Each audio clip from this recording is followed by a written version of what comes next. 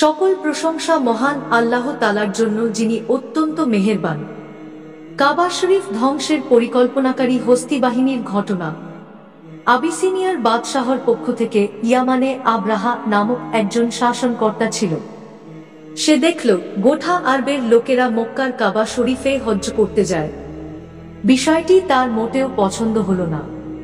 তার ইচ্ছা হলো মক্কার পরিবর্তে সবাই আমাদের দেশে আসুক। এই লক্ষ্য বাস্তবায়নের জন্য সে ভাবল, কাবা গৃহের অনুকরণে আমাদের এখানেই একটি উচ্চ মর্যাদা সম্পন্ন গির্জা নির্মাণ করবে। তাতে বিনোদন ও চিত্তাকর্ষণের সব ধরনের উপায় উপকরণ থাকবে। তা হবে সর্বোচ্চ জাঁকজমকপূর্ণ। তাহলে মানুষ মক্কার সাদাসিধে সেই কাবা বর্জন করে মূল্যবান পাথরে সজ্জিত এই কাবার দিকে ছুটে আসবে। এতে মক্কার হজ্জ পর্বও বন্ধ হয়ে যাবে। সে এ উদ্দেশ্যে ইয়ামানের রাজধানী সানায় একটি কৃত্রিম কাবার ভিত্তি স্থাপন করে। সেখানে সে মন খুলে টাকা পয়সা ব্যয় করে। কিন্তু এত কিছুর পরও মানুষ সেদিকে আকৃষ্ট হয়নি। আরবরা, বিশেষ করে কুরাইশ গোত্রের লোকেরা যখন আব্রাহার এ কৃত্রিম কাবা সম্পর্কে জানতে পারল, চরম উত্তেজিত হয়ে উঠল। একজন তো ঘৃণা ভরে উক্ত কাবায় গিয়ে মলত্যাগ করে। কারো কারো মতে আরবের একজন লোক আগুন জ্বালিয়েছিল।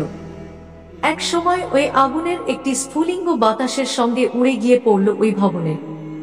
আব্রাহা এতে ক্রুদ্ধ হয়ে কাবা শরীফকে ধূলিসাৎ করার শপথ করে। শপথ অনুযায়ী বিপুল সংখ্যক হাতি সংবলিত সৈন্যদল নিয়ে বাস্তবেই সে কাবা শরীফ ধ্বংস করার উদ্দেশ্য বের হয়। পথে আরবের যে গোত্র তার প্রতিরোধ করে, তাদের সাথে সে যুদ্ধে লিপ্ত হয় এবং তাদেরকে পরাজিত করে। নবীজির দাদা আব্দুল মুত্তালিব ছিলেন তখন কুরাইশ গোত্রের নেতা এবং কাবা শরীফের মুতাওয়াল্লি।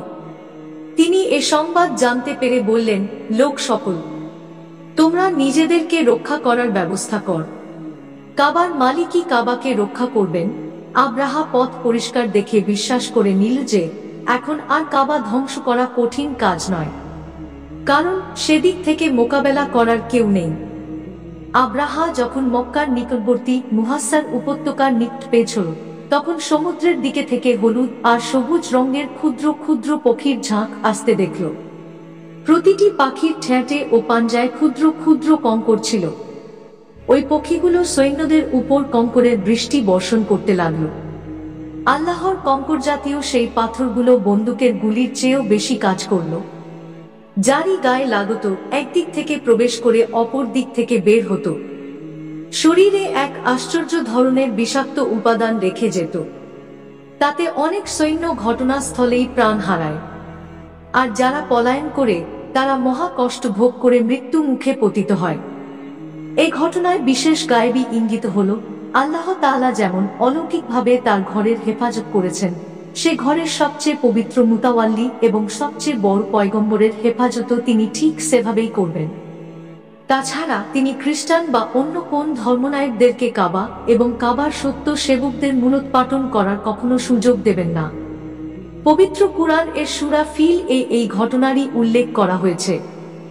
সুপ্রিয় দর্শক মণ্ডলী, প্রতিদিন নতুন নতুন ভিডিও পেতে আমাদের চ্যানেলটি অবশ্যই সাবস্ক্রাইব করুন এবং পাশে থাকা বেল আইকনটি প্রেস করতে অবশ্যই ভুলবেন না, এবং সেই সাথে আপনার যে কোনো মতামত আমাদের জানাতে আমাদের ভিডিওতে অবশ্যই কমেন্ট করুন। আশা করি আপনারা সবাই ভালো থাকবেন, সুস্থ থাকবেন। আসসালামু আলাইকুম।